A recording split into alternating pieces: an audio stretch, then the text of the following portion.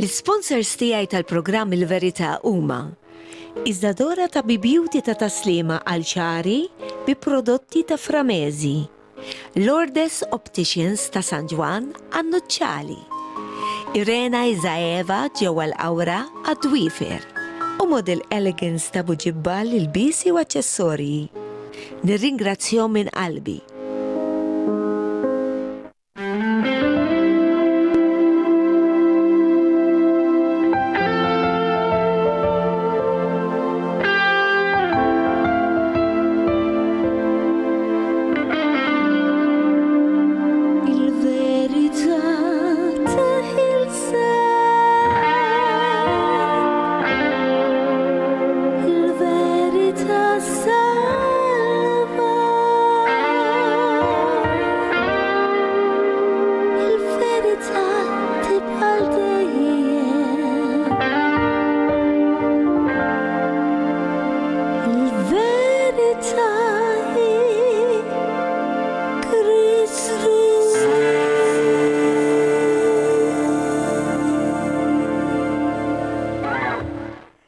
Felicien Brinkat nilqakom għal dan il-programm Il-Verità.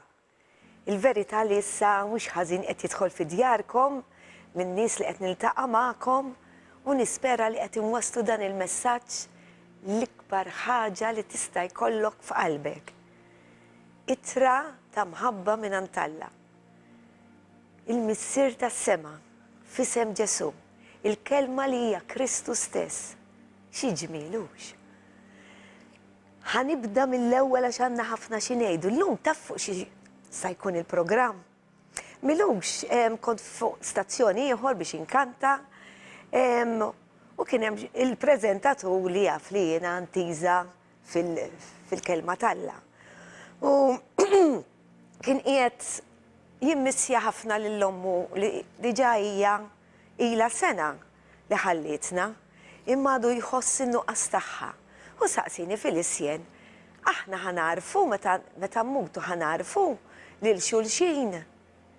U llum fuq hekk se jkun, ibqgħu hemm għax interessanti kemm sibna fil-kelma Alla fuq dan kollu. Blajnuna tal-pastor tiegħi li se jkun magħna dalwaqt. Imma qabel xejn nixtieq nurikom dan il-feature. Feature ħelu li jgħallimna ħafna. Ġesu għalinna biex nimxu warajh. Imkien fil-kelma Alla ma nsibu li għandna nimxu wara l-Knisja. Għala, għaliex il-Knisja mhix il-bini. Il-Knisja hija aħna li nimxu wara Kristu. Imma aħna maħniex perfetti. Il-perfett huwa biss. U aħna niżbaljaw u nagħmlu anka id-nubiet. Għalhekk ġie Ġesu u miet għalina biex jurina u jtina din it-triq għalant il-missier li nistgħu mmorru nkunu fejn inkunu u nitolbuh maħfra minn qalbna u dak il-ħin kif ngħidulu aħfrinna ta' dak li għamilna. Ejna noħorġu minna din il-ħaġa li għamilna. Ejna ma nibqgħux nagħmluha u dejjem irridu ngħidu f'isem Ġesu. Amen. Wejdulu grazzi dak il-ħin. Għax hekk tkunu qegħdin toruh li intom temnu li din il-grazzja emmintuha. Il-grazzja li d-dnub jinħafer hekk. U jġibna bojod daqs is-silġ hekk hux aktar. Ħannaddu għal dan il-feature għax għandu talima. Aħna meta morru niltaqgħu mal-Knisja, suppost għandna nagħmlu. Noqogħdu nisimgħu l-kelma Alla nfaħru flimkien mal-qaddisin l-oħra għax kull min ta' ħajtu lil Kristu jissejjaħ qaddis. Jew ħanoqogħdu mmorru hemm biex naraw x'inhu jagħmel xi ħadd u x'tagħmel ħadd ieħor u noqogħdu nippuntaw subajna lejh. Araw dan il-feature.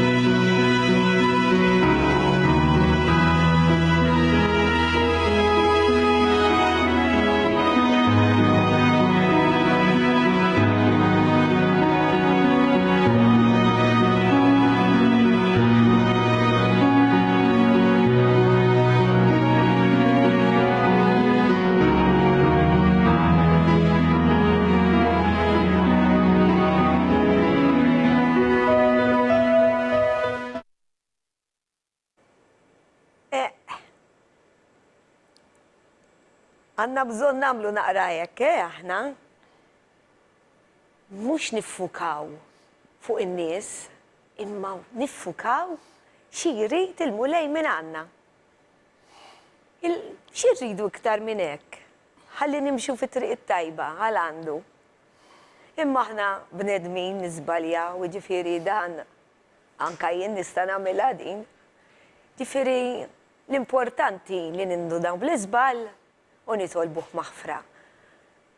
Hemm bżonn li dan l-ilsien nużaw iktar biex infaħru lil ħaddieħor ukoll barra lil Alla. Għandna tant affarijiet hawn Malta, mhux biex inmaqdru nniżlu lil ħaddieħor l-isfel. Mela nilqgħu lill-pastor tiegħi, Pastor Vince, ħalli jgħinni f'dan it-topic li verament huwa interessanti bħal dejjem għax il-kelma tal-Alla hija mill-bidu sal-aħħar interessanti. Iskanta kemm. Imma ma tantx nitkellmu fuq dan is-suġġett li. Jekk narfu xulxin meta nitilqu minn id-dinja. Eżatt. Rrid ngħid xi ħaġa, kemm nara n-nies meta mmur nimxi hekk meta jkolli ċans. Inta rajnik ta' mhux li tarawni l-importanti li tisimgħuni. Eżatt. U tisimgħu il-Filissien. Ejwa smajnija tkanta, mhux kanta biss, tistgħu taraw x'inhi tajtu mill-Bibja. Ejwa, jgħidulek hekk imma insomma. Aħna nagħmlu xogħolna u. Iva. U nkomplu nevanġelizzaw. Inħallwhom fidejn il-mulej.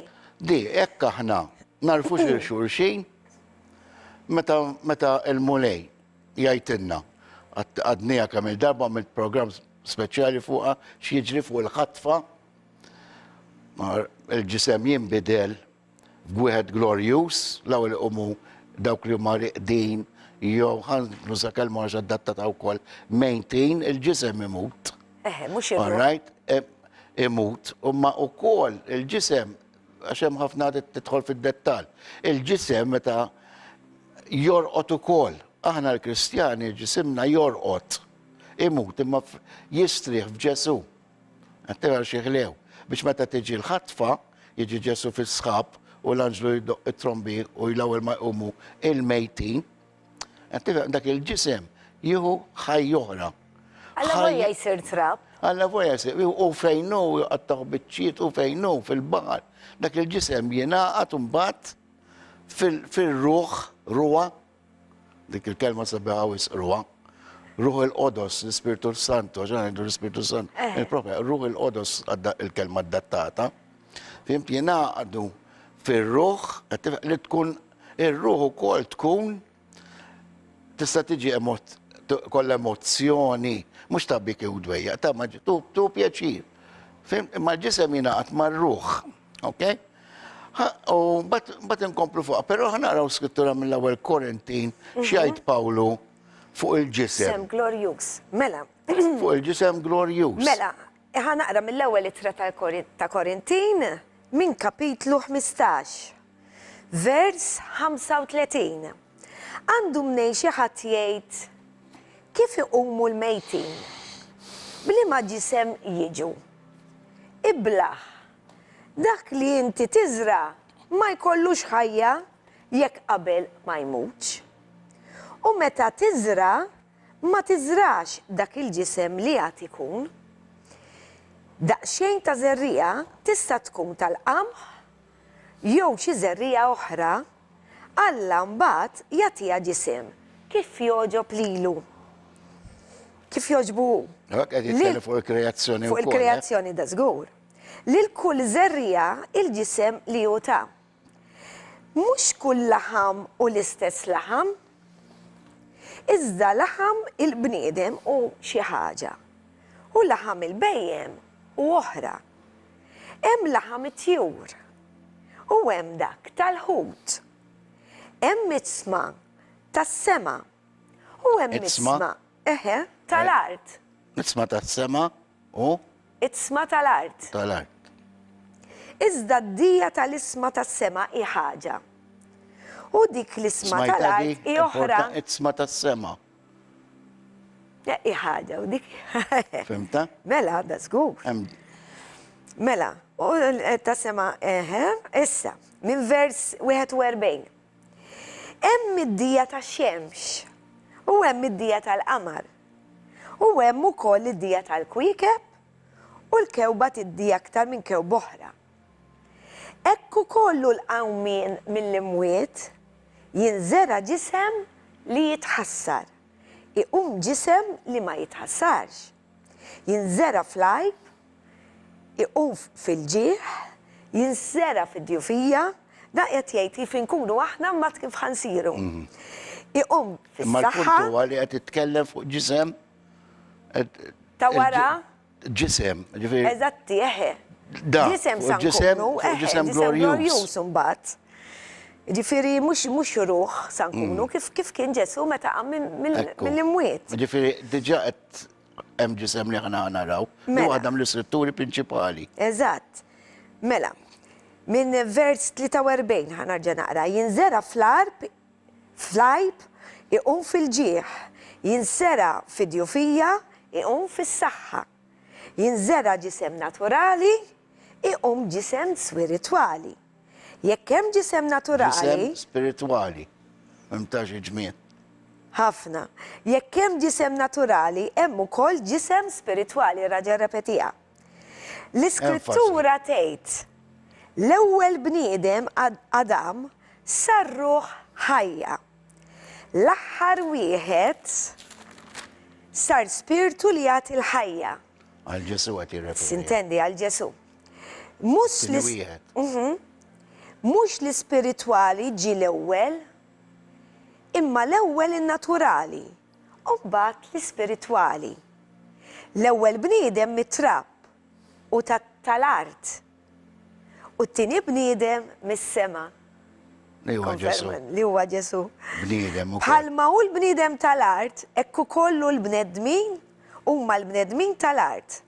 Bħalma hu l-bniedem tas-sema, ekku kollu huma l-bnedmin tas-sema. Smajta?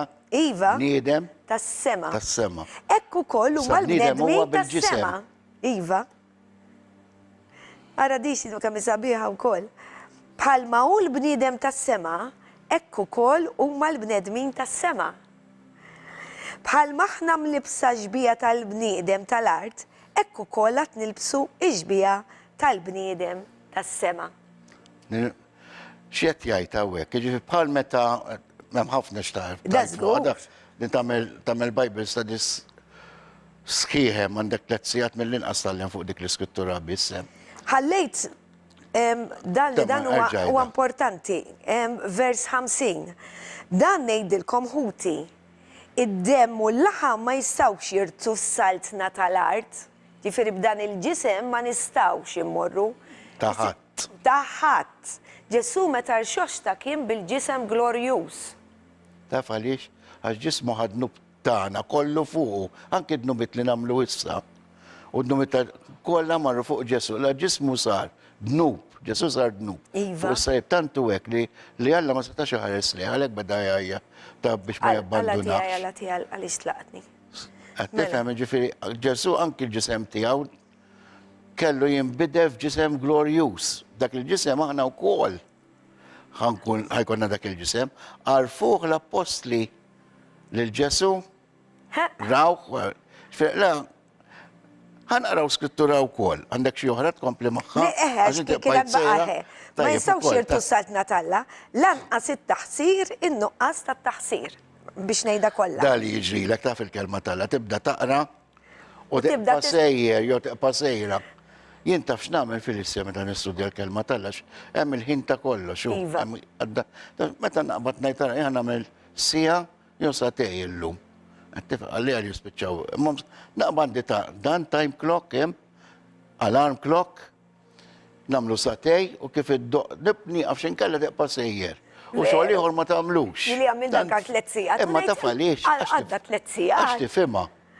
Iż-żerrija tidħol bdejna ngħidu hekk l-erba' fil-Bible sa. Iż-żerrija li tidħol ġofina bdejna tkellmu fuq iż-żerrija, tmut u tuħu l-ħajja. Allura tibda tifhimha l-kelma int għaliex? Għax inti tirċevi l-Ispirtu Santu u ħadd deċiżjoni kull ma taqra bħal ma naqraw is-sana bdew naqraw l-iskrittura. Jekk inti temmina l-iskrittura, tibda tifhimha. Dejjem issib xi ħaġa li ma tistax u titlob lajnuna, anki jien nitlob lajnuna meta nkun qed ngħid tara dik. kemm sabiħa xi tfisser, nipprova nifhimha. Jekk ma nifhimix insaqsi. Fimta? Eżatt. Ġifieri bekk tikber u anki fuq dan is-suġġett taf li sibt daw l-aħħar 3 ijiem mindu saqat li fuq din mistoqsija li jagħmlu li. Iktar minn 100 skrittura tirreferi li aħna wara l-mewt tajbin jew ħażin għall-infern jew għall-ġenna ħanarfu l-xulxin, pero ma nikpux dawk li jkunu ma' Ġesu, Żgur. Ma jkollniex dik is-soba, jekk naraw il xi ħadd mill-familja tagħna qegħdin sejrin l-infern, l-ewwel narawhom fejn kien Lazzru. Mhux Lazzru, skużawni. Is-Sinjur Kattif. Narawhom hemm. U mbagħad wara narawhom jimmarċjaw, okay, wara l-millennium narawhom jimmarċjaw għal ġol l-infern li Alla ħalaq apposta għax-xitan. Mela, ħankomplu fuq dan is-suġġett wara dawn ir-riklami. Il-verità tibqa' dejjem.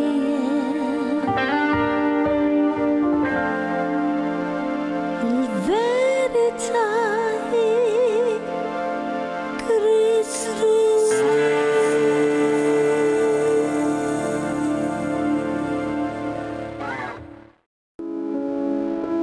L-sponsors tiegħi tal-programm Il-Verità huma Iżdadora ta' Beauty ta' taslima għal ċari bi prodotti ta' Framezi, Lourdes Opticians ta' San Juan għannuċċali, Irena Izaeva ġewwa l-Awra għad-Dwifer u Model Elegance ta' Buġibbal il-bisi u aċċessorji. Nirringrazzjahom minn qalbi. Il-verità tibqa' dejjem.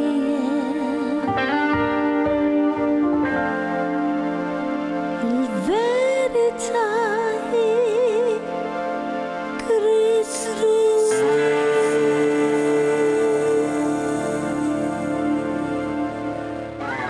Mela nilqakom għattini parti ta' dan il-programm Il-Verità li l-lum qegħdin nittrattaw dwar jekk aħna issa narfu lil xulxin fis-sema jew issa mbagħad ngħidilkom iktar quddiem. Fil-fatt konna missejnieh naqra dan it-topic fil-programm ta' qabel meta dottrina maġġuri, major doctrine, il-ħatfa hija major hekk aħna ma nemnuwix. Fuq da li ħan nitkellmu issa. Eżatti. Hekk ma temminx f'Ġesu il-ħatfa. Iva, mela l-ħatfa jekk dak forsi il-telespettaturi għadkom ma rajtux dan il-programm qiegħed fuq YouTube. Il-11 il-wieħed minn għalija. Issibuhom kollha daw il-programmi bil-mod il-mod qed intellaħħom biex jekk tkunu tliftu wieħed huwa importanti li tarawh anke jekk ma temnux. Għamlu favur lilkom infuskom. Arawh. U mbagħad ħallu fidejn Alla. Bejnkom u bejn Alla. U koll irrid infakkarkom la ġejt fil-kliem li għandi paġina wkoll fuq Facebook Il-Verità. Dak li tridu tixtiequ tistaqsu staqsu, għax kif jgħidu, kull mistoqsija oħti l-erf. Għax bekk nitalmu aħna, jien bekk tallimt. Mela. Ġaqan naqraw l-iskrittura, nerġgħu naqrawha. Dejjem moħra f'Korintin ukoll, fl-ewwel Korintin tirreferi għalija wkoll. Imma ħa naqraw di b'imħabba l-ħin u hemm ħafna skrittura li naqraw illum. Mela. Mela, di għaliex semmija Pawlu? Għaliex il-Kristjani kienu inkwetati, ħanajtek, mux inkwetati, kelma propja concerned. Imħawdin. All right? Dawk li ġu minnom jmutu fej sa jmorru. Aħna sa narawhom il-daw, daw saqsu parqet insaqsu aħna. Tifhem. U għara x'qallhom Pawlu. Eżatti. Mela jien ħanaqra mill-ewwel ittra tat-Tessalonkin kapitlu 4. Ma rridux li ma tkunux tafu ħuti fuq dawk li reqdin fil-mewt biex ma sewdux qalbkom bħal l-oħrajn li m'għandhom xtama. Jekk aħna nemnu li Kristu miet u qam mill-imwiet, hekk ukoll Alla jiġbor miegħu lil dawk li raqdu f'Ġesu. Smajta raqdu? Iva. F'Ġesu. Ġesu, dawk li r-ruħ tagħhom il-ġisem jorqot. U mbagħad hemm il-kelma jmutu ukoll ta' xi ġejja mill-istess verb. Mela, dan ngħidilkom fuq il-kelma tal-mulej, jiġifieri li aħna li nkunu għadna hawn ħajjin għal-midja tal-mulej ma mmorrux qabel dawk li jkunu raqdu. Għaliex il-mulej innifsu mal-kmand mal-leħen tal-Arkanġlu u tromba ta' Alla jinżel mis-sema u dawk li jkunu mietu fi Kristu iqumu l-ewwel. Imbagħad aħna li nkunu ħajjin, isimgħu din, li nkunu għadna hawn ninħatfu magħhom fi sħab. Ħan interrompik naqra hekk. Innotaw, Pawlu x'qed jgħid. Aħna li għadna ħajjin qed jirreferi għalih innifsu. U l-kumpla, Pawlu kien qed jemmen. Għadu sakke għax kun għadu ma meċu. Pawlu kien qed jemmen li Ġesu ġej fi żmienu. Għalhekk aħna nitolbu Maranata ma semmejnija. Eżatt. Nitolbu Ġesu jiġi fi żmienna. Fimt? Ġifieri Għajdini jasamija ħaħjar mill-li mungtu nidin maħtufa. Niftakru xadna. Imma mbagħad Li raqdu fidejhom. fil-mulej, ġifieri il-ġisem. U r-ruħ tmur ma' Ġesu. Bl-Inglis ngħidu absent from the body, present with the Lord. Mela, ħanarġa naqradi minn vers 17. Imbagħad aħna li nkunu ħajjin, li nkunu għadna hawn, ninħatfu magħhom fi sħab. Ninħatfu. Ħatfa. Mela, biex niltaqgħu mal-mulej flajru. Fis-sema. Ekk nkunu dejjem mal-mulej. Għamlu l-qalb lil xulxin b'dan il-klim. Ġifieri il-mulej, ħalli nispjegalhom malaj, sa joħodna meta qal li ma rridux minn għalija fi Ġwanni 14. Ma rridux inħabblu rasna għax ħejjinna post biex nkunu għal miegħu. Biex imbagħad wara dan kollu aħna sa mmorru noqogħdu miegħu. U nigvernaw miegħu fil-millenju. Mbagħad hawnhekk meta narġgħu niġu lura. Ġewwa fil-millenju. Ejva. Dawn li qed insemmu bħalissa hekk fuq qegħdin fi 11, 12 u 13 il-programm wara xulxin. Qegħdin fuq YouTube, arawhom. Jiġifieri issa jiġri. Ħan nifukaw fuq di, għax tippjana moto, bat. Iva. Mela, sa jiġi, dawn jinħatfu, ok? Nitlob li jiġi fi żmien għal-mulej. Dawn, l-ewwel iqumu il-mejtin, iqumu, ok? Il-kelma iqumu mhux jirxuxtaw, iqumu mill-mejtin, jitilgħu fis-sema. Daw jgħodu ġisem glorious, ġifieri ikunu perfetti però, minn għalla xi daqqa ta' pom blakaj qabel ma mit ma tkunx hemm dik il-blakaj żgur. Jew kollu xi ferita, qed tifhem jew tkun għamilt xi operazzjoni u kollok xi ferita sewwa, qed dik tmur għax il-ġisem ikun perfett. Ora jiena naħseb il-ġisem sa jkun ta' kulħadd. Qed tifhem dawk bejwet u glorious ta' 33 sena ħanajdu hekk. Ġifri anka babies. Mem xej frisk, għax qed naħseb jien, tifhem. Babies le, meta naħseb taqbes 33. Il-baby pa' kif inox innoċenti. Fimta, nieħdu fl-età ta' Ġesu, naħseb ta' mhux qiegħda fl-iskrittura di, u mhux qed nagħmilha fatt laqqas. Però li narfu xulxin, tinsix l-iskrittura tajt, fark meta Ġesu qed waqaf it-qarbin. Allora jien ma nixrobx minn din it-tazza hawn sakemm inkunu qegħdin fis-sema, ħajkonna pranzu kif nitilgħu hemm skrittura oħra tajt. Jiġifieri aħna meta nkunu ħdej Ġesu, dan qed juri biċ-ċar li jien ħanpoġġi ma' nies ma' aħwa, tifhem li qegħdin narfu xulxin. Fimta, imma l-fokus tagħna qiegħda fl-iskrittura wkoll ma tkunx qiegħda fuq xulxin, u kemm li ma nagħmux sa ma nafx ta' ngħidu jien nifhimni għax nitkellmu wkoll u nisimgħu wkoll bħalma sema U lingwa waħda u niftehmu. Mela, ħaniklu. Kif kien Ġesu wkoll. Mela, minnhom breakfast. Ġifieri ġisem spiritwali. Allura naraw il-xulxin u ngawdu l-xulxin. Dawk li tilgħu. Għax laqqas dema. Dawk li tilgħu fis-sema, dawk li jkunu weldin mill-ġdid, dawk li jobdu l-Ġesu mhux tistqarru bih, tistqarru biss, imma tittobdiħu wkoll. Fimta? U ma tix timxi b'reliġjon ma mhux se tiġi raptured, l-ebda reliġjon. Infatti l-Iskritura tgħidlek kull reliġjon ħajjiġi espost għal ġudizzju tal-Alla. Reliġjoni hija xi ħaġa jagħmel il-bniedem meta jkun qiegħed biex jilħaq l-Alla għal mod tiegħu, mhux għal mod kif irid Alla. Qed tifhem? Issa x'jiġri? Nispjegaw ilhom naqra dina x'ina nipprova nidħol ukoll ta' xi jkunu għaddejjin għax jgħidu li inti x'reliġjon allura temmen. Aħna le Ġesu ħariġna mir-reliġjon. Għax reliġjoni hija xi ħaġa li jagħmel il-bniedem jippjana l-bniedem biex jilħaq għal kemm jintajjeb. Għamiltek għal kemm jintajjeb mulejn mhux hekk iridna. It-tajjeb jgħidulna hu biex nagħmluh nobdu fil-kelma tagħna. Eżatt, għax mhux bis-saħħa tagħna, bis-saħħa tiegħu. Mhux issa nispjegaw. Rajta dik l-iskrittura, ħanajt xi ħaġa x'jiġri mbagħad. Mbagħad kun hemm ir-rabċi, ħanajdek x'ta jiġri mbagħad. Mela, kif aħna importantissima li tisimgħuha di. Għax di ħadd tiġri żgur qiegħda fil-kelma talla, mhux fil-kotba fit-tizzita bħal Star Wars u hekk fil-kelma talla. Għax hawn nies iktar jemmnu kotba bħal Star Wars u kotba bħal Harry Potter u oħrajn iktar jemmnu dak milli jemmnu l-Bibja. Taf sa jiġri, da jiġri meta il-Kristjan, il-born again Christian, sa jinħatfu dawk li stqarru l-Ġesu bħala salvatur tagħhom, il-feddej tagħhom u jobduh skont il-kelma tiegħu, daw sa jinħatfu.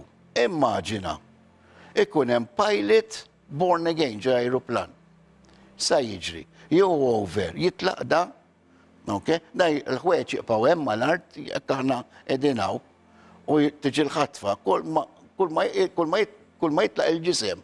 L-ebda karta, kollha kunu għaw fuq u taraw għaw films hekk, Left Behind jisimhom. Iva, kont Jaħdimhom l-artist li għet mill-favoriti tiegħi. Nsejtu bħalissa, but anyway, għaxet nifuka fuq il-kelma Tibżax ma kont semmejthom l-om daw, ħajsibuhom kollox din l-informazzjoni. U jinħatfu, daw in-nies li jqpaw fl-art jarawna tilajn, f'ħakkatajn, ma xorta jarawna, xinti qed titkellem ma' Kristjan, fil-li għaw, fil-li mintixaw, jgħid fejmar. U dawk jibdaw jirrealizzaw. Qed tifhem ara, Vince fil-Sien dak u li għara sewwa qalu mill-kelma tagħna, fil-li ma x'jiġri jekk ikun hemm driver ta' train, drivers fil-karro, inti għandek scrittura mittuba wara. Ta' jkun hawn kajos totali, sħiħ. Ikun anki nisimutu, għax immaġina driver born again Christian, ikun driver tal-karozza tal-linja. Wow! Ikun għed isqulka, u jitlaq. Tajdi dik għat-teverja minn Alla le, għax Alla huwa ġust li tixtiqin, tiddeċidin Alla li tiżommu. Tajjeb u ħażin. Anzi, għadu jistaportina sissa. Mela, għara xkajos ħajkunaw. Dizastru, xorta id-dinja għat preparana ta' l-autoritajiet globali, forsi mux lokali, imma globali, daw għat jipreparaw in-nies jemnu fil-bibizjet minni naħseb nemnu aħna. Daw, għax jafu li ġejja rabċer u jafu x'sa jiġri għax jagħmlu. Kumpanija u kumpaniji tal-ajru, li jekk ikunu jafu l-kaptan huwa born again, jew wieħed mill-pajjiż ipoġġu ieħor miegħu dejjem ikunu tnejn infatti. Qed tifhem, ġifieri għas-safety għax jafu u jibdew jgħidu. In-nies jibdew jistaqsu, daw fejn marru, daw vera li jibdew dawk aljeni ġew. Ġew l-aljeni għalihom. Jemnu fil-UFOs. Minn li rridu nemnu fil-Kristjaneżmu biex jattu il-verità ma jirnexxilhomx. Eżatti. Ħanaqraw għaw skrittura. Ħan nirreferaw skrittura oħra f'Luqa. Għadni għal-ġimma l-oħra di, jew il-ġimma ta' qabel, fejn il-senjur kattif ħanajdu hekk. Ok? Luqa. Luqa 16. Naqraw vers 17 biss, 16 inkella ma spiċċaw qatt. Mela, kien hemm raġel għani jilbes il-porpra u għażel mill-lifjen. L-għena tiegħu kien li kun jum kien jagħmel ikla mill-aħjar. Di semmenija darbtej il-ġimgħa l-oħra. Ħabba l-ħin. Mela, dan miet U mar Kif edna? l-infern, daqsek, kif għadna, tkellimna fuq l-infern, mar l-infern, batija kellu kieġitu ħnina għal-familja tiegħu biex jibat Iva, u il-profeta. dan is-sinjur li kien jismu Lazzaru, għax l-ewwel ġik x'ismu. Lazzaru feħdin wieħed fqir jismu Lazzaru, sorry, għandek raġun. Il-fqir kien jismu Lazzaru. Da mawx il-isem Dak tiegħu. mbagħad it-tradizzjoni tajt li jismu Davis. Ma tani ħalli għax mhux qiegħda fil-kelma Talla di. Għax di storja mhux parabbola. Issa, qed jarah. Dida dan il-punt. Is-Sinjur beda jara l-Lazzaru u kien hemm l-mawra lill-Abraham. Bram ukoll. Fil-ġareb. ukoll. U ma Abraham lilu għarfu, għallu inti għawdejtant, għallu ma tajt kont gridi, għallu ma jintomx minn kellu bżon lajnuna. Mela di prova ċara. Prova ċara oħra li Li mux aħna li ħanarfu. ħana naraw xux jimbis fil-ġenna, aħna sa naraw oħrajn, ġew ġudikati biex għajmorru l-infer, ħanarawhom ibatu, ħanarawhom ukoll jimmarċjaw minn ġo dan il-post fejjem da s-Sinjur Kattif għal inferniħor, edha s-second death najdula, it-tini mewt, edha fiktib tal-Apokalissi. Fej ħajkun ix-xita marbut emmek għal 1000 sena. Ħajmorru hemm, wat jiqpaw hemm għal dejjem torturi, id-doppju għak mhux iktar, l-iskrittura tajt gravi iktar minn ta' Hades. Għax inferni fej jgħat Lazzaru, kienu jgħidulu Hades, post kollu anki ta' Abraham, ma kien maqsum minn nofs. Naf li diffiċli biex temnuhom da' fem da' għanin fil-kelma Talla. Ġvanki ħanna sa naraw, jista' jkun hemm hemmhekk nies li jiġu minna, ħutna. Min jaf kemm indumu Ħana rawhom daw ibatu, però aħna ma jiddispeċinix. Għaliex għax il-fokus tagħna ikun fuq Kristu. Eżatti. Għat tifhem, u ma nistgħux ngħinuhom da. Infatti, Abraham għallu, ma kellux iżoni, għajdu, għax ma miex li għallu lek. Eżatti. Ħanaddu għal-riklami. Narfu xurxin? Iva. Iva. Iva, narfu l-xurxin. U nkomplu fuq dan is-suġġett li huwa verament interessanti. Iva, diġa smajni għali, ħanarfu l-xurxin. Imma ħankomplu, ħantukom iktar skritturi wara dawn ir-riklami. Il-verità tibqal dejjem.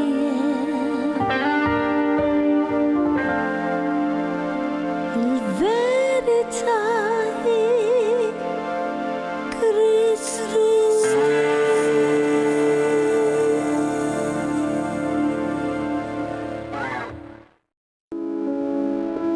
L-sponsors tiegħi tal-programm Il-Verità huma Iżdadora ta' Beauty ta' taslima għal ċari bi prodotti ta' Framezi, Lourdes Opticians ta' San Juan Annucciali, Irena Izaeva ġewwa l-Awra għad-Dwifer u Model Elegance ta' Buġibbal il-bisi u aċċessorji. Nirringrazzjahom minn qalbi. Il-verità tibqal dejjem.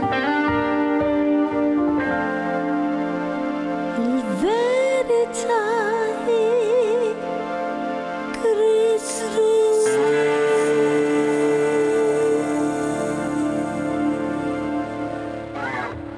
Mela, wasalna t-tielet diġa parti ta' dan il-programm Il-Verità li qegħdin nittrattaw jekk aħna issa narfu lin-nies wara li mmutu.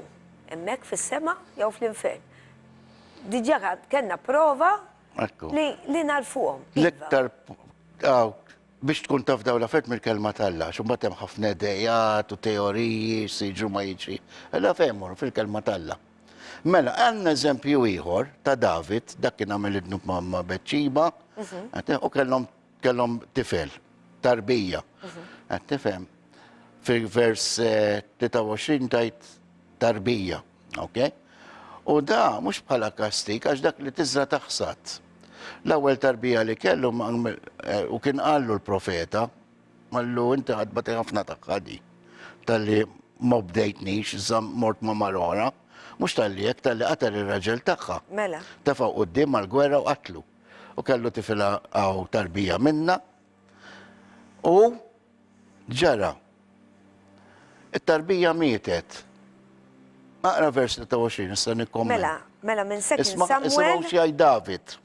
Tinsawx li David kien bniedem li jħobbilla ħafna, kien jaff jirrepentja bl-Inglis. Jitlob maħfra. Jitlob maħfra l-mulej, għawek jitlob il-maħfra Salm 51. Għattifem għallu mulej, għafili tuħux l-spiritu għaddis minni, tuħdux l-spiritu minni, ħallini bl-spiritu tijak. Aqra versi ta' 20, nifmu għasew Mela, għadi. minn- Għara s-sajajt. Mit-tieni ktib ta' Samuel, kapitlu 12. Dan il-ktib jgħat fil-Old Testament, fil-Testament il-qadim. Mela, issa li miet, għalfejn insuma, xu kien qiegħed isum qabel? Ħaseb li s-sum, bil-sum ta' ħajistriħ. Billi s-sum ħajistriħ, ħaseb. Nista' jien nerġa' nġibu lura. Dak il-vers biss għandi naqra passer. Vers 23. 23. Mela, nista' jien nerġa' nġibu lura. David imbagħad farraġ lil Betsajba, Għana għara minn tana. Iva, Għana għara minn tana. tibża xaqra minn hemmhekk. Iżda issa mietet qed jitkellem, alright? Mal-profeta. Għalfejn insum. Nista' nreġġaħħa lura għat-tarbija qed jgħid. Il-mulej ħelx, sorry, għara s-sajajt jien immur leja, ħajmur leja tarbija. ħajjaraf għat-tarbija li ħajmur leja. Lami, vers bħal dak kemm huwa importanti qiegħda nieqsa minn hemm. Attentix kelma tal-la naqraw. Iva, iva. Dak jekk mur fl-oriġinal s-siba. Jien ammur leja. Iżda ma terġax tiġi lejja, musta titħu l-ħajja biex naraw jien. Imma David qed jgħid, xi darba jien ħan intaqa' mat-tarbija tiegħi, ħatkun fidejja. Dina Xiġmil, għalek ħallejta biex għatlek u trabi un-bat. Meta saqsejtni trabi joħdu ġisem ta' għattifem le skondi. Fimta ġifir konfermajna. Lami, ġifiri jien ma kontx naf li sal-ġu għal dan il-punt. Għattifem ħanerġa naqrax biex edha fil-dina. Din issa ritna mila. Jerusalem Bible edha, Jerusalem Bible hija Bibja tal-Knisa Kattolika ta' Ruma. Okay. Ma ħana ġana għara, għet jgħid fuq it-tarbija li metitlum ħabbad nup li għamelu. Għet tifrax kien afżax il-profeta. Iżda ija mietet, għalfejn, insum, ma s-sana meċi essa mietet, jima sax nġubu għal-ura, għax jgħan għot nitlob għalija biex tiġax musta tiġi l-ura, l-mewt mewt, kif pal maqrajna fil-Korintin. Għet tifem, il-mewt hija bħal-zerija li t-mut, imma bat teġatu l-ħajja jew għal-ġenna, jew għall-infern. Importantissima ni. Nista nerġa' lura qed isaqsi. Jien immur leha, mbagħad qed jagħti risposta. Jien immur leha, iżda ma terġax tiġi lejja. Xi ġmiel, Xiġmil. David kien jaf li hu ħajara t-tarbija tiegħu, ħajerġa' jarafha. Sa fil-ġenna mhux tarbija waħda hemmhekk. Żgur. Kbar. Nistaw nejdu li dal-klim sabbarna, għax min jaf kemm ikun hawn ġenituri li jkunu mitulhom it-trabi tagħhom jew laqas biss rawhom ikunu konċepiti, ġifieri ġo fihom u mbagħad ikollhom il-miscarriage. Meta tibda taqra l-Bibja u inti tgħaddim minn ngħidulu. Dawk sa niltaqgħu magħhom, anke dawk li kellhom miscarriage għax huma kienu diġà formati, ġifieri l-qalb. Anke dawk li jagħmlu l-abort. Iva. Anki dawk mela li abortew. kontra l-abort. Għax kif tiġi konsif temm il-ħajja. Temm il-ħajja, da żgur. Sawa, ġifiri, issa. Meta ħna naqaw naddu, jena namel funerali, xi kultant ngħid, kien għaliex tiddeq tagħmel l-iktar passer tiġijiet, mammudija, dedikazzjoni tal-babies, jew funerali. U l-ewwel għatlu mammudijiet u dedications tiġijiet. Għallu għatlu naħseb l-ħjar, anki funeral, għadna d-dajna esperienza ta' konna l-Libjana u l-Mara, bat neġu xie darba li għadi, immuċċaħat, ma' msommu, bat nejdu darba għara. In-nies meta tkellimhom il-kelma talla, daw li kunu għaddejjin mill-grief, mill-sorrow, minn funeral, kif tikkoraġġihom dawn il-kliem. Ħatarada, għanek nitkellmu, ħat intaqa' magħha, ħat intaqa' miegħu. Jinnejlek il-verità, Pastor, taf li kelli uħtina Down syndrome. U edha mal-mulej, għaxina naf li hija kienet innoċenti. U fil-funeral tagħha niftakarni kieku taf kemm kantajt mill-qalb u kemm ċekċika. Kelli t-tifel tiegħi qed idoq fuq il-kitarra wkoll. Il-ferħ li ma kelli laqqas tikka żgħira dwejja jien. Vera kont sa nifiret nimmaħħa, imma il-ferħ li kelli passer jien. Għaxina naf li dik żgur qiegħda dil-mulej u naf li ħan iltaqa' magħha. Inti tinnota daw in-nies speċjali dejjem ikollhom bissima fuq wiċċhom. Iva. Tinnota? U jien bħalissa qed nallimhom ukoll qed narġa' mmur nallimhom. U l-ferħ li kolli meta mmur hemmhekk meta nallem il dawn it-tfal, incredibly. Anke l-funerali, aħna l-funerali morru bil-kitarra, bil-open grave namlu ġivi mux George Chapel. Imaċin difen George Chapel. Tifem, għallu George Chapel. Tista għamlu festa jena, għamlu festa, għamlu kunċert tal-mulej, mux għalija, għaxina naf li nkun għedha miegħu jekk immut u irridhom jagħmlu ċelebrazzjoni. Għaxin emmek, din hija t-tama tagħna, din hija s-sabiħ ta' dan is-suġġett ukoll għax qed insemmu l-mewt semmejna fil-programmi ta' qabel l-infern. Imma hemm il-ferħ li aħna ħangawdu, imma għaliex, mhux għax aħna tajba, għax bis-saħħa ta' dem ta' Kristu li ħellisna mill-infern, jekk aħna ħanemnu fi Kristu. Hija importanti għax bil-fidi aħna nsalvaw. Bil-fidi, jiftħu qalbkom għal Kristu. Arawx benefiċċju sa jkollna. Issa, jekk tgħidu li ma nemmix li hemm il-ġenna jew l-infern, imma all right, ma temmix. Imma jekk hemm, sa jiġri. Tridu tmorru hemmhekk l-infern. Jasra le. Ejjew gawdu magħna u faħru l-mulej għal dejjem għall-eternità. Dan li jien il-qawwini nkompli sejjera u nxandar il-kelma talla biex nxandrilkom dan il-ferħ li għandi ġo fija. Għax din hija t-tama, għax l-affarijiet jiġru jkollna problemi fil-ħajja iva rridu ngħaddu minn ħaġa oħra la qegħdin fid-dinja. Imma di li twaqawini jiena. Li jiena xi darba sa nkun qiegħda nimxi fuq it-toroq tad-deb Pastor. Inti miegħi wkoll? Il-Knisja tiegħu mhux għax it-triq tad-deb. Ma naħsibx li għandna ċans għax provajt Imma ħankunu hemm u faħru dejjem il-mulej għal dejjem. Kontet ngħidlek fuq il-funeral, meta nagħmlu funerali aħna. Noħdu pjaċir ma' xulxin nafu dik il-persuna li mietet toħti fi Kristu jew hija fi Kristu, dan ħanerġgħu narawhom. Mekk iġibidna l-ferħ, ikollok dak id-dwejja, taf li mhux se tara iktar sakemm nintaqgħu, imma dak dwejja temporanju li ma ġelekx tibra tu tiddispra, qed tikkonsla l-kelma. Dik morru issa, għax naħseb għadda ħafna jindiġa, f'Mattew 8, kapitlu 8, vers 11, ħannaraw lill-Abram, Iżak u Ġakob. Daw qed jurinaw kif naqraw din l-iskrittura li jarfu l-xulxin u jagħmlu xi ħaġa speċjali. U fejn? Mela, Mattew 8 minn 11 u xek. Mattew kapitlu 8 vers 11. Mela, jien ngħidilkom, dan naħseb Ġesu xek qed jitkellem. Ejja, mela. Jien ngħidilkom li għad jiġu ħafna mill-Lvant u mill-Punent u joqgħod fuq il-mejda ma' Abram u ma' Iżak U ma' Ġakob fis-sajna ta' smewiet. taf xi din Riklajn? Darba tilkom jien ukoll. Fil-ċena ma kienux joqogħdu bil-qiegħda, ma kienx hemm siġġiet mhux vera. U xinsi klajn jisri huma xulxin. Dik hija l-kelma. Mela, hekk għal naraw. L-Abram, Iżak u Ġakob ma' oħrajn, okej, ma' oħrajn, jieklu ġifieri ma' mejda mdawrin ma' mejda, fejn? Fejn? In the kingdom of heaven. Fis-salta ta' smewiet. Fis-saltna ta' smewiet, fis-saltna talla. Issa biex tmur fis-saltna talla tittaddi mill-jom il-rabċer, jom il-mewt. Fimtaġu daw wara l-mewt. Qed jarfu l-xulxin. Da Ġesu qed jgħidha mhux jinta. Mux qed jgħidha Pawlu hekk, dan il-kliem Ġesu.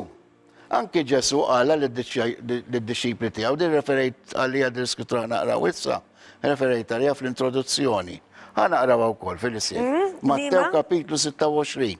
Mela, Mattew 26. Għara kemm qiegħda ċara. Mattew 26, vers 29.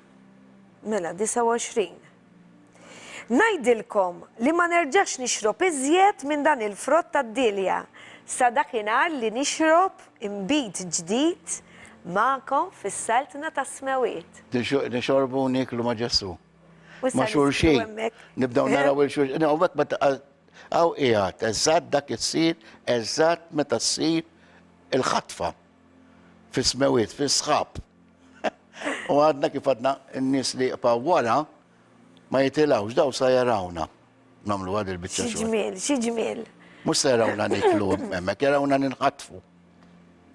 Xi ġmiel. Naddu għal-oħra żewġ minuti baqanna għal din Mela, il-parti. Mose u Elija, per eżempju, ħanaqraw di. Meta id-disċipli ta' Ġesu raw il-Mose u l-Elija ħanaqraw wkoll. Mela, Xraw? tix naqrawa Din naħseb wara imorru reklami, għax aħjar nieħdu naqra minn hemmhekk ħalli namlu kollox fuqha. Mela ħanaddu għar-reklami u nkomplu fuq dan li konna diġà bdejna ħanejdu. Reklami. Il-verità tibqa' dejjem. Il-verità hi Kristus.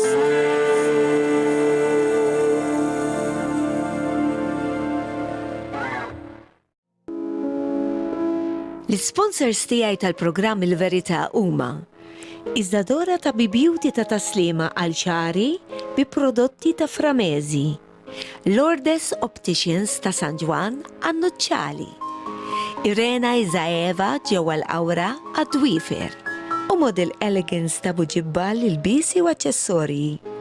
Nirringrazzjahom minn qalbi. Il-verità tibqa' dejjem.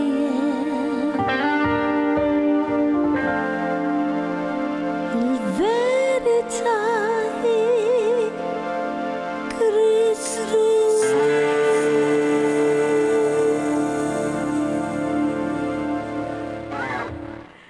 U wasanna l-aħħar parti ta' dan il-programm Il-Verità. Fil-fatt qabel ir-reklami, dak il-ħimet għattilkom ir-reklami għalija, u għadna laqas bil-kem bdejna, imma l-importanti li nwaslulkom aħna provi ċari ta' dak il-suġġett li nkunu għedin nittrattaw. Mela, passer, għax għanna x'namlu. Mela, għammur Faxar minuti. f'kapitlu 17 vers 3, għawek għamaraw Mattew, l-Mose u l-Elija. Mela, u derulhom Mose u Elija jitħattu miegħu. Ma' Ġesu. X'qed naraw hawnhekk? Hawnhekk qed naraw il-Mose.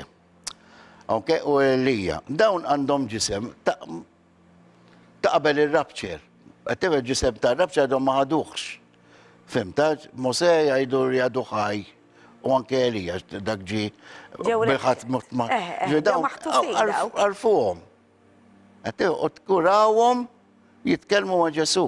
Dawn għandhom ġisem, all right? Li għadhom mhux imlibbes, il-kelma diki imlibbes ġisem glorious. Mbagħad hemm iktar fil-font xtaqt nidħalt fiha wkoll, però per eżempju fil-ktib ta' Apokalissi ħan nipprova niskenja. Fil-ktib ta' l-Apokalissi insibu kreatur, erwieħ. Qed jarawhom, ma tinsix li l-rabċer għadu ma sarx issa. Ġwanni qed jara, dawn l-erwieħ, qed jarahom bħal erwieħ.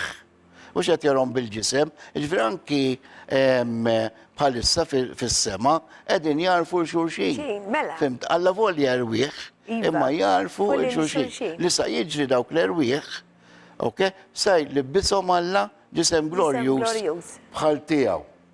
Infatti, għanna ċans naqraw skrittura, mela, għanna naqraw minn ktib tal-Lut. Iva, Kapitlu 12, vers 23. Mela, minn tal-Lut. Kapitlu Kapitlu 12, vers 23. Mela, 12. Hemm ħafna xtajta taf kemm hemm biex nipprovaw Eżatt, nikkonvinċu. 23. Mela. Ħanibda minn 22. Imma intom ersaqtu lejn il-montanja ta' Sion u lejn il-belt ta' Alla-l-ħaj li hi Ġerusalem tas-sema. Ersaqtu lejn eluf ta' anġli. Ġerusalem tas-sema. Eħe. Di għad titkellem għal New Jerusalem. Ġerusalem. Ersaqtu lejn eluf ta' anġli f'ġema ferriħa lejn il-ġema tal-uliet ewlenin li jisimhom u miktub fis-sema. Lejn Alla, bħalissa tħares għax vera sabiħa. Lejn Alla li mħallef ta' kulħadd. Lejn l-erwieħ ta' nies tajba u perfetti. Lejn Ġesu il-medjatur ta' patt ġdid. Hemmhekk. U lejn id-dem imraxxax tiegħu li jitkellem b'mod aqwa minn dak ta' Abel. Rajta, hemmhekk rajna wkoll li l-erwieħ ta' dawk li jmutu jsiru perfetti għax ikunu fil-preżenza tal-Alla ma nistgħux immorru il-ġenna b'ġisem mhux perfett, Let's go. spiritu mhux perfett. Allura bid-dem ta' Ġesu aħna maħsulin, u niġu perfetti għadni għal-ħadd u l-ħadd ta' qabel il-Knisja di wkoll. Bis-saħħa tad-dem ta' Sidna Ġesu Kristu, Alla ħajlebbisna ġisem glorjus għalfej. Biex narfu xulxin, għattifem, jekk jiena issa immut, għattifem, jien ħan nkun fil-preżenta ta' Ġesu u ħanara bħala spiritu għedna, irwieħ ħanajtu hekk. Għax imbagħad hemm tidħol fiha l-anġli, anke l-anġli jarfu xulxin. Hemm skrittura ma nix kien naqraw ma jgħidlek l-anġlu Mikil jiġġielet mar-re tal-Persja li jirrepreżenta l-xitan. L-anġli għalla valja m'għandhomx ġisem, ok? Jarfu xulxin, pero l-anġli jistgħu jieħdu ġisem, Iva, let's go. Jistgħu jilbsu ġisem, anke aħna jien rajt anġli u għawet salvali xi darba nagħmlu programm. Iva, Fuq l-anġli interessanti. Iva, la fuq l-anġli, mela. Il-xulxin jarfu xulxin bħala beings, għana qraw f'Apokalissi kien hemm kreaturi jaduraw l-Alla, issa ġiet neħsib ġo moħħi. U anka x-xitan jista' jidher f'anġlu tad-dawl ukoll. Mela, anġlu x-xitan, anġlu. Urrid infakkarhom ukoll li x-xitan għadu mhuwiex l-infern. Le, xitan mhux l-infern. Infakkarkom għalissa. Għalhekk huwa. Demoni hemm ġo l-infern. Huwa għajjur immens għalina x-xitan, għax iridna li mbagħad insibu ruħna kif ħajsib ruħu hu. U jaf, il-bib jagħmel bidu sal-aħħar. Ix-xitan għax hu kien l-ikbar anġlu qabel jaf tmienmu bekk jgħira lina u għaliex u ma jistax idur lejn Alla u jitolbu maħfra kif nistgħu aħna. Ħanalaq bija Għax huwa naqra anġlu. din għax issa 3 minuti kull ma għax huwa anġlu. Daw l-affarijiet kunu għafuhom, nirringrazzjaw għal dan l-istazzjon li qegħdin nagħmlulkom dawn. Aħna kreati fi ġbija Alla. U mhux bħal l-anġli. L-anġli ma jistawx jitolbuh maħfra. Dawk li waqgħu, l-oħrajn, m'għandhomx għalfejn jitolbu maħfra. that's good. Naħna xi ħaġa importantissima hawn. Alla ħalaq biex nifhmu għan-nies li għadnija u nerġa' ngħid. Alla kull ma ħalaq ħalqu perfett. Eżatt. Alla ma ħalaqx il-ħażin. Alla meta ħalaq l-anġli ħalaqhom. Perfetti. Perfetti ġifieri ma joqoshom xejn. Qed tifhem? Però kellhom ukoll il-free will. Bħalma naħna niddeċiedu. Qed tifhem għax kellha la ma jkunx ġust u dar ribella. Ok? Bħala Lucifer ir-ribella, Lucifer hija uffiċċju. Kif ir-ribella ħada kontra Alla, daqshekk, da. Ma setax U l-anġli l-oħrajn li għalhekk Alla ma ribella. tagħmel il-bniedem biex iqimu fil-verità u s-sewwa. Qed tifhem u mbagħad ukoll daw fallew minn Adam u l-mara tiegħu. Iva. Kieku Adam u l-mara tiegħu talbu maħfra, kieku aħna ma nixaw illum. Iva. Hija ma imma Narfuhom, il-punt huwa dan illum, narfuhom in-nies li jmutu wara l-mewt ejwa. Narfuhom. Issa jekk ikunux l-infern. Jew l-ġenna dik ħajħdu deċiżjoni huma. It-triq bi għal kuntentizza ta' dejjem huwa Ġesu. it-triq tal-indannazzjoni, teżista snin, rabja, torturi, u għalli tażil il-Satana, timxi waraj. Jekk inti ma tażilx il-Ġesu bħala s-Salvatur tiegħek, iggwidat minn l-Ispirtu Santu, hemm sa tispiċċa l-infern għall-eternità. U aħna narawkom hemmhekk. Mux ta' ngħidulkom ħaqkom tawwek, għax aħna moħna nkun fuq Ġesu imma tgħaddi xena minn qudiemna. Darbtej żgur. Qed tifhem? Illa issa tagħmel hi inti. Ħadd iddeċiedi li tagħti ħajtek il-mulejn, illum hekk għandek ċans itlob it-talba magħna. Ngħidu talba. Ħati ħajtek il-mulej Ġesu. Ħalli tkun taf x'inhu il-futur tiegħek. Jiena kissaqsini meta fej ħammut fej sammur. Jien ħammur il-ġenna, le naf ċert. Għax il-kelma Alla nemmina u qed nimxi magħhom. U meta nisbalja nirripenti, u s-saqqa niddejjaq, għax jiena bniedem nisbalja bħal kulħadd, imma nitlob maħfra. Nistgħu ngħidu talba Malaj, Iva. O Missir Qaddis, nirringrazzjak li inti tajtna s-Salvatur, il-Mulej Ġesu. Grazzi Mulej li dejjem ħabbejtna. Mindu ħlaqtna dejjem ħabbejtna. Meta waqajna għat-tentazzjoni tal-għadu kontem biex tippjamel pjan biex meta tibat il-libnek biex jisalvana. Jisir bniedem biex jallem il-kulħadd minn intint Missir. Grazzi Missir tal-Spiritu Qaddis li tajtna permezz ta' Sidna Ġesu Kristu li jgwidana fil-verità u saw Iva Mulejn. Aħfil l-nuqqasit tiegħi kollha, kull ma għamilt minn twilit li huwa ħażin, nitolbok taħfiruli bħalma għamil David Missir. Taħsinni b'demmek l-Aziz Missir Qaddis. Bil-sagrifiċċju ta' Sidna Ġesu Kristu. Grazzi Missir Qaddis permezz tal-Mulej Ġesu inti tajtni ħajja tal-eternità miegħek. Il-futur tiegħi qiegħed fidejk, Missir. Grazzi ta' dan kollu. Jitlob dan fisem il-Mulej Ġesu. Amen.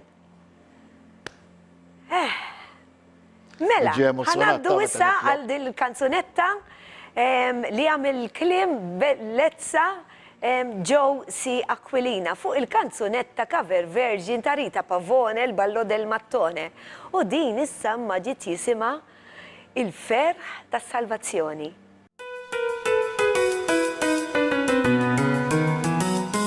Inxandru l-Evanġelju, ejja nxandru lilu biss, il-kelma ħajja talla li Alla jridna l-koll. Tassew, irrid tassew jatina ġo fina il-ferħ ta' salvazzjoni. Inxandru l-Evanġelju, ejja nxandru lilu biss, l-aħbar tas-saltna talla ejja lila nxandru l-koll. Tassew, irridna waslu l-kelma ħanxandru il-ferħ ta' salvazzjoni. U jnebbaħna sabiex aħna nilħu l-kontra din l-imħabba u jmexxina u jurina kif se waslu ċara tajba nista' żminna. Inxandru l-Evanġelju ejja nxandru lilu biss, l-aħbar tas-salvazzjoni li l-ħelsin waslilna l-koll. Tassew, irrid li nies jkollhom ġo qalbhom il-ferħ tas-salvazzjoni. U jnebbaħna sabiex aħna nilħqu l-kontra din l-imħabba u jmexxina u jurina kif se waslu ġara tajba nista' żminna. Inxandru l-Evanġelju